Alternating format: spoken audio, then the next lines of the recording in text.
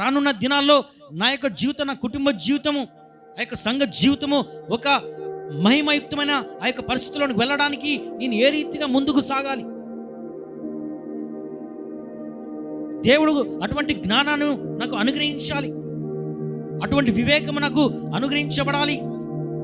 కాబట్టి నేను దేవునికి దగ్గరగా ఉంటాను, దేవుని ఆ రీతిగా ప్రేమిస్తాను. దేవుని ప్రేమించినట్లయితే అన్ని సమకూడి జరుగుతాయి కదా. ఎటువంటి ఆ యొక్క ప్రతికూల స్థితి వచ్చినా అది ఏ రీతిగా మారిపోతుంది? ఫేవర్గా మారిపోయే రీతిగా ఉంటుంది. ఎప్పుడంటే దేవుణ్ణి మనము ప్రేమించిన అన్ని సమకూడి జరుగుతాయి. భయం ఉండదు, స్థిరంగా ఉంటాం, ఎదుర్కొంటాం. అనేకులకు దీవెనకరంగా మన జీవితాలు మారుతాయి. మనలో ఒక పరివర్తన కనిపిస్తుంది. కాబట్టి అటువంటి ఆ యొక్క జీవితంలోనికి మనం వెళ్ళాలని, ఆ యొక్క స్థిరమైన జీవితము మనము పునాది ఒకవేళ పడకపోతే పునాది వేసుకుని మనం ముందుకు సాగాలి. హల్లెలూయా. గలతీయుల పత్రిక, గలతీయులకు 6వ అధ్యాయం, గలతీయులకు 6వ అధ్యాయం. మోసపోకుడి, దేవుడు వెక్కిరింప. ఏంటంట? మోసపోకుడి, దేవుడు వెక్కిరింప. అంటే వెక్కిరింపబడ్డాను ఎందుకు చెప్తున్నాడు అక్కడ? అంటే వెక్కిరిస్తామని. వెక్కిరిస్తున్నామేమో, మీకు మీరు మోసము చేసుకోవద్దు. దేవుడైతే వెక్కిరింపబడడు. నువ్వెంత వెక్కిరించినా ఆయన మాత్రము వెక్కిరింపబడడు. కానీ దాని ప్రతిఫలము అనుభవించేది ఎవరు? ఎవరైతే వెక్కిరిస్తారో వారే మోసపోతారు. ఎవరు మోసపోతారు? దేవుని మనం మోసము చేయలేము. మోసపోయేది మనమే. ఒకవేళ దేవుని వెక్కిరించినట్లయితే ఎట్లా వెక్కిరిస్తున్నామంట? ఎట్లా వెక్కిరిస్తున్నామమ్మా? దేవుని ఎట్లా వెక్కిరిస్తున్నాము? అరే దేవుని వెక్కిరించడం ఏంటి? దేవుని వెక్కిరిస్తున్నామంటే ఎట్లా? పైన వాక్యం దాని చదువు. వాక్యోపదేశము పొందువాడు ఉపదేశించువానికి మంచి పదార్థములన్నిటిలో భాగమివ్వవలెను. కింద ఫుట్ నోట్ లో వాక్యోపదేశము పొందువాడు సమస్త సద్విషయములో బోధించువానితో పాలివాడై ఉండాలి. పార్ట్నర్ గా, సహకారిగా ఉండాలి అని దేవుడు వెక్కిరింపబడ్డాడు. మోసపోకుడి, వెక్కిరింపబడ్డు అని చెప్పి మళ్ళీ కింద ఏం చెప్తున్నాడు? మనుష్యుడు ఏమి విత్తునో ఆ పంటనే కోయును. మనుషుడు ఏమి విత్తుతాడో అదే పంట వస్తాడు. శరీరేచ్ఛలను బట్టి విత్తువాడు తన శరీరము నుండి క్షయమను పంటను కోయును. ఆత్మను బట్టి విత్తువాడు ఆత్మ నుండి నిత్య జీవమను పంటను కోయును. శరీరకంగా విత్తితే మనకు మనం మోసం చేసుకుంటాం. సమయమంతా మనము ఈ లోక మర్యాదగా, ఈ శరీరానుసారంగా, శరీర ఆలోచనతో, ఆ యొక్క పనులతో, ఆ యొక్క విషయాల్లో మనము ఏదైతే మనం చేస్తూ ఉంటామో దాన్ని బట్టి ఏ పంటకు వస్తామంట? క్షయము. క్షయమ అంటే నశించిపోయేది, పాడైపోయేది, పతనమైపోయేది, దేవునికి దూరం అయిపోయేది, మహిమ లేనిది, జీవం లేనిది. వాటిని మనం కోసుకుంటాం. ఎటువంటి ప్రయోజనము లేదు. అదే ఆత్మానుసారంగా, ఆత్మ సంబంధముగా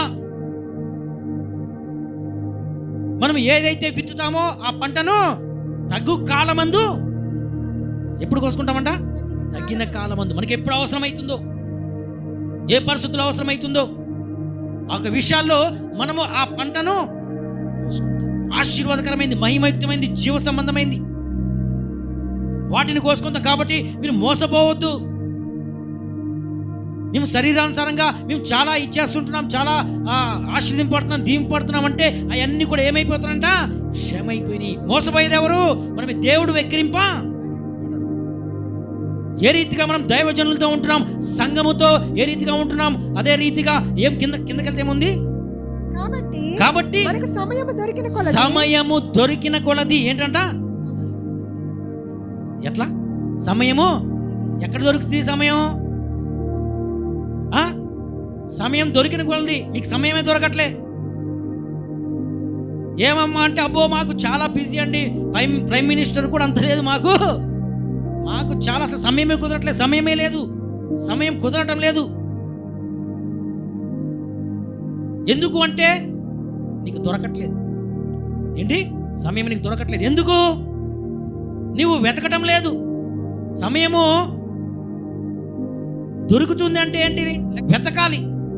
దొరుకుతుంది, ఏదో నీకు అక్కడ బంగారం పడింది దొరుకుతుంది అంటే ఏం చేస్తావు? నువ్వు వెతుకుతాం కదా. నీకు సమయం లేదంటే కారణం ఏంటి? సమయం అంతా నీకు ఉన్న 24 గంటలు కూడా లోక విషయాల గురించే, నువ్వు లోక సంబంధమైన లోక మర్యాద చెప్పిన నువ్వు అన్ని ఆ యొక్క క్షమైన పంట కోసుకునే వాటికే ఉపయోగించుకుంటున్నావు. కానీ ఆత్మ సంబంధమైన విషయాలు, జీవ సంబంధమైన విషయాలు, మహిమయుక్తమైనవి, దీవెనకరమైనవి, ఆశీర్వకరమైనవి, వాటిని కోసుకునే పరిస్థితి సమయం నీకు లేదు. కారణం ఏంటంటే ఆ సమయాన్ని నువ్వు వెతకట్లేదు, అందుకని నీకు దొరకట్లేదు. సమయము దొరుకు కొలది అందరి ఎడల ఏంటంట? విశేషముగా విశ్వాస గృహమునకు. ఎక్కడ? విశ్వాస గృహము అంటే, విశ్వాస గృహం అంటే చర్చ్, సంఘము. ఆ గృహంలో చేరిన వారి ఎడల ఏం చేయాలంట? మేలు చేయాలి. ఏం చేయాలమ్మా? మేలు చేయాలి. మేలు చేయకపోయినా పర్లేదు, కానీ కీడు మాత్రము చేయకూడదు. మేలు చేయాలంట. మనము మేలు చేయుట యందు విసుగక ఏం చేయాలంట? మేలు చేయటం విషయంలో ఎట్లా ఉండాలంట? విసుగక యుందుము. మనము అలయక మేలు చేయాలంట. ఎట్లా? విసుగక ఉండాలి, అలిసిపోక చేయాలి. ఏం చేయాలి? మేలు చేయాలి. ఎవరితో? విశ్వాసం, తోటి వారితో. విసిగిపోకుండా, అలిసిపోకుండా అంటే ఎప్పుడు అలసిపోతాం మనం? పని ఎక్కువైతే అలసిపోతాం కదా, అలసిపోతాం. కానీ ఇక్కడ అలసిపోవద్దు అంటున్నాడు. ఇక్కడ ఏ విషయంలో? తోటి వారికి మేలు చేయడంలో అలసిపోకూడదు, విసిగిపోకూడదు. ఎప్పుడైతే ఆ రీతిగా నువ్వు ఆశీర్వాదాలు పొందుకోవాలంటే, గొప్ప విషయాలు నువ్వు పంటను కోసుకోవాలి అంటే, దీవెనకరమైన, ఆశీర్వకరమైనవి, సమాధాన సంబంధమైనవి, శాంతి సంబంధమైనవి, ఆనందభరితమైనవి, మహిమయుక్తమైనవి, ఆ యొక్క దీవెనకరమైన, ఆశీర్వకరమైన వాటిని నువ్వు కోసుకోవాలంటే, పొందుకోవాలంటే, నీవు మరి విశేషముగా వారితోటి విసుకక, అలిసిపోక మేలు చేయాలి. మేలు చేయాలి అంటే విసిగిపోక, అలిసిపోక నువ్వు చేయాలంటే ఎట్లా చేయాలి? ఇంకా నువ్వు ఆదివారం ఒక రోజు వస్తావు, మళ్ళీ మరుసటి రోజు నువ్వు ఎవరు కనిపించవు. నువ్వు ఎట్లా నువ్వు ఈ ఆశీర్వాదాలు కావాలనుకుంటావు? నువ్వు ఉపవాసం ఉండు, నువ్వు ఇంటి దగ్గర ఉండు, స్తోత్రం స్తోత్రం స్తోత్రం హల్లెలూయా అని నువ్వు 24 గంటలు కూడా ఆ రీతిగా ఒక రోజు నువ్వంతా కూడా దేవునితో గడిపినా నీకు ఎటువంటి ఆశీర్వాదాలు, అల్సర్లు, లేనిపోయి అన్నీ వస్తాయి. నీకు ఆశీర్వాదం అనేది రావట్లేదు, దీవెన ఎక్కడ కనిపించడం లేదు. భయంతో నీవు జీవిస్తుంటున్నావు, ఆందోళనతో జీవిస్తున్నావు, కలవరంతో జీవిస్తున్నావు. రేపు ఏంటో నీకు అర్థం కాని పరిస్థితిలో ఉంటున్నది, అంత కన్ఫ్యూజన్లో ఉంటున్నావు. కారణం ఏంటంటే నీ జీవితం ఎక్కడ కూడా విశ్వాస గృహంలో నువ్వు ఎట్లా ఉండాలో నీకు అర్థమో.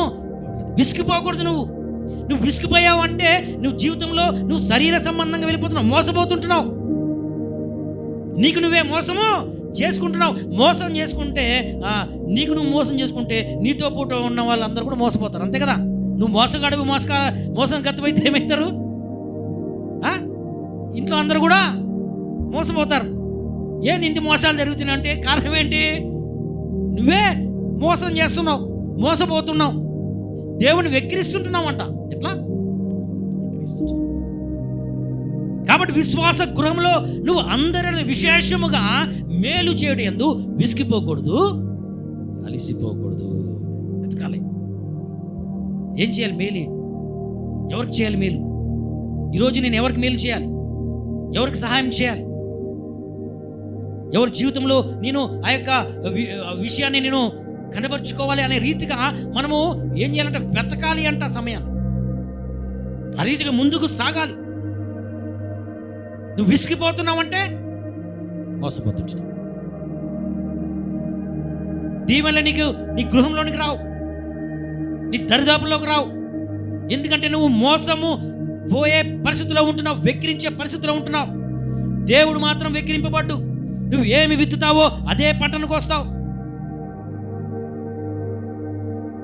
నువ్వు విత్తిన ఆ యొక్క పంటను ఒకవేళ నువ్వు విత్తుతున్నావేమో, మంచిగా విత్తున్నావు ఒకసారి, కానీ నువ్వు ఆశీర్వదకరంగా నువ్వు మార్చుకోవడానికి తగు జ్ఞానం నీకు ఉండడం లేదు. దీవెనకరంగా వెళ్ళడానికి ఆ యొక్క పరిస్థితి నీకు రావడం లేదు. ఎందుకంటే జ్ఞానం లేకన ప్రజలు నశించిపోతుంటున్నారు. ఈరోజు నీ జీవితం ఏ రీతిగా ఉంటున్నది? నువ్వు అభివృద్ధి పొందాలని, ఆశీర్వదింపబడాలని, రానున్న రోజులు అనేకులకు దీవెనకరంగా మారాలని, వచ్చే ప్రతికూల పరిస్థితుల్లో నువ్వు బలంగా నిలబడాలని, సమృద్ధిగా ఉండాలని, నువ్వు తలగానే ఉండాలని, నీ ద్వారా నీ కుటుంబము, సమాజము, సంఘంలో దీవెనకరమైన విషయాలు జరగాలని, అటువంటి పరిస్థితుల్లోనికి వెళ్ళాలని దేవుడు కోరుకుంటున్నాడు. నీవు శరీర విషయాల్లో నువ్వు పరిగెడుతుంటున్నావు కాబట్టే నువ్వు అనేకమైన వాటిని, క్షయమైన వాటిని కోసుకునే పరిస్థితి వస్తుంది నీకు.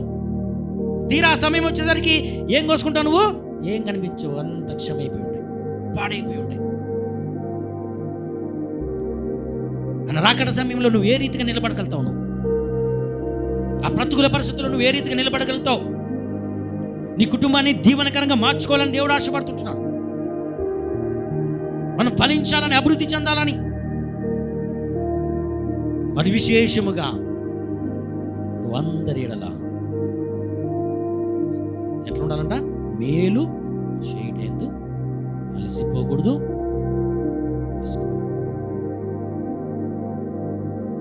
మనం ఎంతవరకు ఆ రీతిగా ఉన్నామో ఒకసారి మనం జ్ఞాపకం చేసుకుందాం. విసిగిపోతున్నామా? మనం మందిరానికి రావడానికి, దేవుని పరిచయం చేయడానికి, దేవునిలో మనం ఆధ్యాత్మికమైన జీవితం జీవించడానికి, దేవుని వెంబడించడానికి,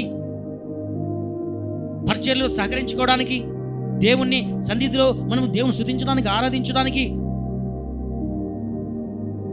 ఆ సహవాసంలోకి వెళ్ళడానికి, ఆత్మ సంబంధమైన విత్తుకోవడానికి, ఎక్కడ కూడా మనకి ఓర్పు లేక, సహనం లేకుండా విసుగుపోతూ మనం ముందుకు సాగినట్లయితే ఎన్నిటికీ కూడా జీవితాలు, ఎంతవరకు మన జీవితాలు నిలబెట్టుకునే పరిస్థితులకు వెళ్తుంటున్నాం. దేవుడు మన జీవితంలో కార్యాలు చేయాలంటే మనం ఆ రీతిగా ముందుకు హల్లెలూయా, హల్లెలూయా. మనం ఫలించి అభివృద్ధి పొందాలని దేవుడు కోరుకుంటున్నాడు. మీరు ఫలించి అభివృద్ధి పొందండి, మీరు ఫలించి అభివృద్ధి పొందండి, మీరు విస్తరించండి అని దేవుడు మనల్ని ఆశీర్వదిస్తే, మనమేమో బానిసత్వంలోనికి, ఆ బంధకాల్లోనికి, ఆ ఆనందం లేని, సంతోషం లేని, సమాధానం లేని జీవితాలు మనము అనుభవించే స్థితిలోనికి వెళ్తుంటున్నాం. ఆ రీతిగా దేవుడు కోరుకోవట్లేదు. దేవుడు మనకి శక్తిని, ప్రేమను, ఇంద్రియ నిగ్రహ గల ఆత్మనే ఇచ్చింటున్నాడు. ఆమేన్, హల్లెలూయా, హల్లెలూయా. శక్తినిచ్చాడంట మనకి. ఆ శక్తిని ఏం చేస్తుంటున్నాం? శక్తి మనం కలిగి ఉండాలి. దేవుడు మనకి శక్తినిచ్చాడంట. ఆ శక్తిని మనం వినియోగించుకోవాలి. అనేక స్థితులను మనము మన ఫేవర్గా మలుచుకునే స్థితిలోకి రావాలి. సంఘం ఎప్పుడైతే ఆ రీతిగా ఆత్మ పూర్ణులై ఆత్మశక్తితో ముందుకు సాగుతారో దేవుడు ఒక అద్భుతాలు జరిగిస్తాడు. తద్వారా మన కుటుంబాలను దీవిస్తాడు. మనకి మనం మోసం చేసుకుంటూ ఉంటున్నాం.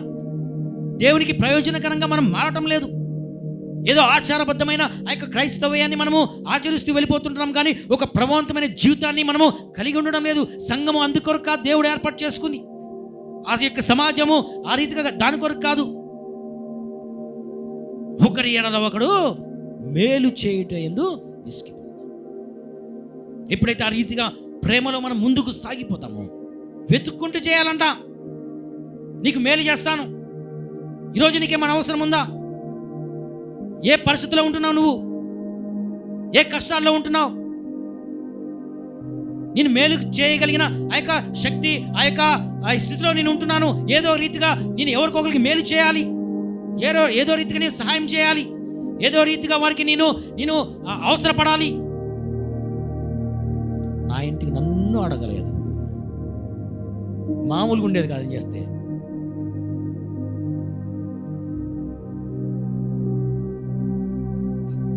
అడిగితే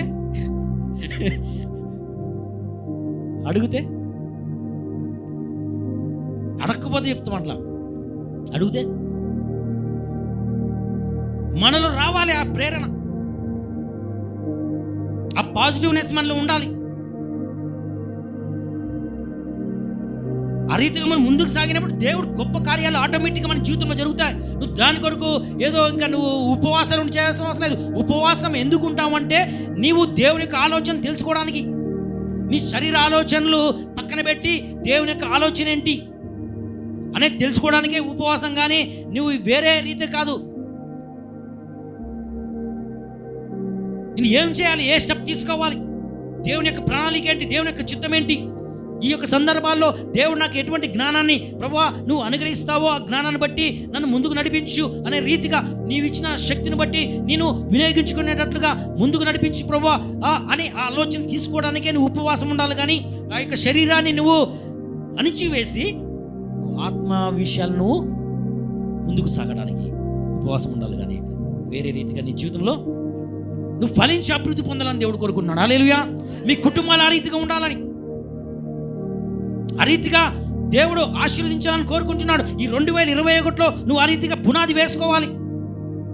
రానున్న రోజుల్లో ప్రతి పరిస్థితులను ఎదుర్కొనేటట్లుగా నువ్వు అనేకులకు దీవెనకరంగా మారే యొక్క స్థితిలోనికి రావాలని దేవుడు కోరుకున్నాడు. హల్లెలూయా, హల్లెలూయా. నువ్వు విసిగిపోయావంటే నువ్వు మోసపోతుంటున్నావు, నీ కుటుంబాన్ని మోసం చేస్తుంటున్నావు, నీ కుటుంబాన్ని అంధకారంలో తీసుకెళ్తుంటున్నావు, నీ కుటుంబాన్ని చీకట్లోకి తీసుకువెళ్తుంటున్నావు, నీ కుటుంబాన్ని జీవం లేని పరిస్థితుల్లోనికి తీసుకువెళ్తున్నావు. ఆ యొక్క పరిస్థితుల్లోనికి తీసుకువెళ్ళడానికి నీవే కారణమే. మోసపోయి ఇతరులను మోసపరిచే స్థితిలోకి వెళ్తుంటావు. దాని గురించి నువ్వు ఎక్కడికెక్కడికి వెళ్ళాల్సిన లేదు, ఎవరి దగ్గరికి వెళ్ళాల్సిన అవసరం లేదు. నువ్వు వాక్యం ప్రకారంగా నువ్వు ముందుకు వెళ్ళిపోయినట్లయితే, దేవుని దగ్గర ఆలోచన తీసుకుని వెళ్ళిపోతున్నట్లయితే దేవుడే నీ ద్వారా ఆయన కార్యాలు జరిగిస్తాడు. హల్లెలూయా. నీకు దేవుడు శక్తినిచ్చాడు, ఆయన ఆత్మనిచ్చాడు, ఆయన అభిషేకాన్ని ఇచ్చాడు, ఆయన వరాలను ఇచ్చాడు. నీకంటే దేవుడు ఒక టాలెంట్ కలిగజేశాడు. ఆ టాలెంట్ని వినియోగించుకుని నువ్వు దీవెనకరంగా అనేకులకు దీవెనకరంగా మారడానికి వాడకు. నువ్వు ఎటువైపు చూస్తున్నావు? రానున్న రోజులో ఒక ప్రభావితమైన జీవితము నువ్వు జీవించాలి. ఇతరులను కదిలించి నీవు దేవుని మహిమార్థమైన గొప్ప సాక్ష్యంలోనికి వెళ్ళాలని దేవుడు కోరుకుంటున్నాడు. హల్లెలూయా, హల్లెలూయా, హల్లెలూయా. ఆ రీతిగా మన జీవితాలు ఉండాలమ్మా.